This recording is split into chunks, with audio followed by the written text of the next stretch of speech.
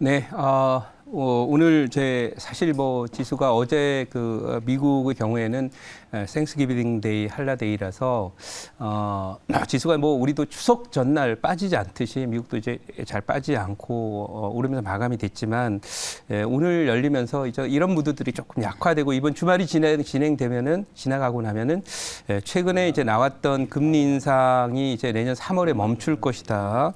그다음에 긴축에 대한 속도도 둔화될 것이다라는 그런 재료를 기반으로 해서 올라왔던 기술적인 반등이나 이 반등장은 대충 모멘텀이 어느 정도 소진이 되는 거로 본다. 이렇게 말씀을 드리고요. 어쨌든 지금 이런 구조 속에서 특히 이제 지금 미국 경제 성장률을 잠깐 말씀드리면 3분기, 4분기 미국 경제 성장률이 무려 4%대를 기록하기 때문에 이것은 사실 경기 과열이다 이렇게 볼 정도인데요. 미국이 이렇게 급격하게 금리 인상을 단행했음에도 불구하고 경기 과열 지표가 나오는 것은 시차 효과 때문이다 이렇게 볼 수 있지만은 결국 올해 급격하게 진행되었던 금리 인상의 효과가 경기 측면에서 실물 시장에 영향을 주는 것은 내년 하반기다 이렇게 보니까 그런 점에서 볼 때 지금도 여전히 시장의 접근 방법을 구할 때 방어주 중심으로 접근을 하자라는 말씀을 드리고 오늘 방어주 그래서 갖고 왔고요. 제가 보유한 종목들 한번 보도록 하겠습니다. 누적 수익률은 217% 우리 또 박병민 매니저하고 차이가 거의 없는데 이 단기적인 승부에서는 아무래도 박병민 매니저 종목이 좀 번쩍번쩍하는 특히 짱돌 던지기 때문에 그렇기 때문에 물이 튀는 일들이 많아집니다. 그래서 어쨌든 저도 나름대로 최선을 좀 다해서 제 늘 하던 스타일대로 진행을 해보도록 하겠습니다. 오늘 보유 종목 중에서 한번 보고 갈 종목은 이 현대 두산인프라코 한번 보도록 하겠습니다. 이 종목이 이제 고가 돌파를 오늘 또 했어요. 이게 짧게 보여서 여러분들이 이게 시세 별거 아닌 거 아니냐라고 생각할 수 있으나 보시다시피 고가 돌파를 또 해서 이제 본격적으로 추가 2차 상승을 하면서 9,600원대까지 가는 상승 흐름이 열렸고요. 큰 그림에서는 제가 볼 때는 적어도 12,000원에서 15,000원 정도까지는 보인다라고 하기 때문에 보유한 분들은 이게 주도주 중에 하나입니다. 왜냐하면 정부 정책하고 불경기의 수출 감소를 이겨낼 대안으로 정부가 선택한 것이 이제 해외 건설 특히 네옴시티 관련 프로젝트이기 때문에 정부 정책으로서도의 흐름도 그렇고 또 네옴시티는 경기하고 무관해요. 이 사우디의 최근 올해 무역 흑자 규모가 보니까 어마어마합니다.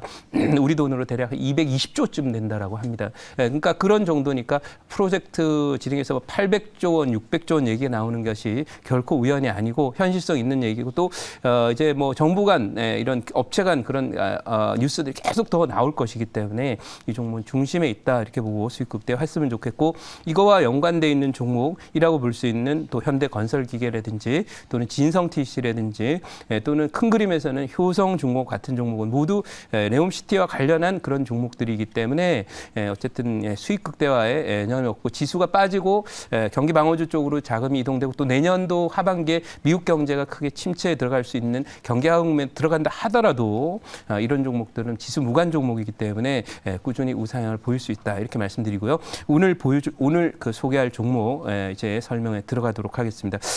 오늘 편입할 종목은요. 바로 이제 20만 3천 원 현재 기록하고 있고요. 전형적인 곰돌이 종목 BGF 리테일이라고 할 수 있습니다. 이 BGF 리테일을 보시면은 사실 제가 예전에도 설명을 드리긴 했는데 참 천천히 갑니다. 천천히 갔었는데 제가 두산인프라코나 또는 진성TC 또 이런 현대건설기계를 편입했을 때는 이런 정도의 편입을 했었는데 지금 자리는 조금 높습니다. 높긴 하지만 중요한 거는 이 종목이 완만히 간 대신 추세가 안정적이면서 월봉을 이렇게 보면은 트리플 바텀이 나온 상태에서 사실은 역회된 숄더라고 볼 수 있죠. 여기서 이렇게 생겨 있는 역회된 숄더가 되고요. 넥라인이 지금 통과가 돼 있는 그런 상태예요. 따라서 이 종목의 경우에 여기 이 넥라인이 통과가 된 그런 상태이기 때문에 제가 보기에는 이쪽으로 업사이드 쪽으로 상승 쪽으로 한 단계 업그레이드가 될 수 있다 이렇게 생각을 합니다. 그래서 뭐 완만히 가지만은 천천히 가더라도 멀리만 가면 되니까요. 소걸음으로 가서 천리를 간다는 우보 천리처럼 천천히 가도 수익을 내면 된다 이런 판단입니다. 그래서 이 종목 말씀드린 BGF 리테일은 뭐 여러분들 다 아시는 그런 종목입니다. 뭐 리테일 하면 뭐 BGF 리테일이라는 것이 결국 그 여러분들 그 소위 이 편의점 관련한 그런 종목이잖아요. 그러니까 뭐 CU에서 만든 그런 브랜드니까요. 뭐 계속해서 이제 이게 가는 이유는 경기가 뭐 어렵더라도 해도 어렵더라도 이제 밥은 먹어야 되고 또 필요한 생활 필수품 중에서 작은 그런 아이템들에 대해서 음식료든 뭐 여러분들 뭐 어제 그 축구 있어서 축구 보려면 맥주 사는데 캔 맥주 사려면 바로 리테일 편의점 가서 사지 않습니까? 그래서 그런 그 구조 때문에 경기가 불황에 오더라도 안정적인 매출이나 실적을 기록한다는 방어주적인 맥락이 있다 이렇게 보시기 바라고요. 또 실적이 그래서 탄탄하다 이렇게 말씀드리고요. 올해는 전년 대비해서 대략 30% 정도 증가하고요. 내년에도 20% 정도의 영업이익 기준의 성장이 있기 때문에 탄탄한 그런 종목이다 이렇게 말씀을 드리도록 하고 또 ROE 수준을 보시면 20인데 지금 파와 15배이기 때문에 뭐 저평가 영역에 있다 이렇게 보고 준비된 자료를 보고 가보도록 하겠습니다. 자, 오늘 뭐 준비된 자료는 바로 BGF 리테일이라고 하는 그런 종목이고요. 다음 장 한번 가보도록 하겠습니다. 연말에도 출렁거릴 증시, 경기 방어주를 담을 때라고 나와 있는데 이런 흐름은 지금 미국 시장에서 나오는 전형적인 모습이에요. 기술주라든지 이런 종목들은 잘 못 가고 아무래도 경기를 많이 타니까요. 또 고금리 상태에서 기술주들은 지금 그 소위 밸류에이션 관점에서 고평가 영역에 있기 때문에 기술주에 대한 매기는 약하죠. 제가 말씀드린 기술주라고 하는 것은 인터넷을 포함한 게임, 오늘 또 뭐 게임주 쪽에서 큰 문제가 하나 또 발생을 했죠. 하한가, 저하한가 맞는 종목이 있는데 그런 정도로 이제 이 그 소프트웨어라든지 또는 뭐 게임 이런 그 인터넷 관련 종목들은 트렌드가 안 좋습니다. 밸류도 높고 고평가예요. 그러나 이 뭐 일부 기술주들 좋은 종목들이 있습니다. 반도체나 이런 섹터는 그걸 제외하고 말하는 기술주고요. 그래서 연말에도 경기가 출렁하는데 미국의 나스닥이 약한 것도 이런 기술주 때문인 겁니다. 그러니까 다우존스 지수는 좋아도 나스닥이 나쁜 이유를 설명을 이렇게 해주고 있는 그런 상황입니다. 자, 다음 장 한번 보도록 하겠습니다.